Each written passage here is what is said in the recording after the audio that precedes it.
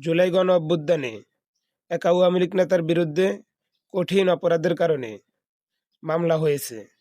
সে আজও ধরাছোঁয়ার বাহিরে রয়ে গিয়েছে। তাকে আজও ধরা হয়নি। সে এখন নির্বাচন করবে। নির্বাচনের জন্য সে মনোনয়নপত্র জমা দিয়েছে। রাষ্ট্র তার মনোনয়নপত্র বৈধ হিসেবে ঘোষণা দিয়েছে। আপনি চিন্তা করতে পারেন, তাহলে জুলাই গণ অভ্যুত্থানে এত ছাত্ররা, এত মানুষেরা এত জীবন কি জন্য দিল? এত কষ্ট কার জন্য করলো? কি জন্য তারা পঙ্গু হলো? এটাই জাতির কাছে, এ রাষ্ট্রের কাছে আমার প্রশ্ন। আমাদের ভাগ্যের কি আর কোনো পরিবর্তন হবে না? কি হয়ে গেল বাংলাদেশের, একটু চিন্তা করুন তো। যারা পিছনে অপরাধ করেছে তারা এখন সামনের দিকে বিভিন্নভাবে সুবিধা নিচ্ছে। এটা কিভাবে সম্ভব? কেন ছাত্ররা এতগুলি জীবন দিল? এতগুলি মানুষ কেন পঙ্গু হলো? এটাই রাষ্ট্রের যারা দায়িত্বশীল আছে তাদের কাছে আমার প্রশ্ন।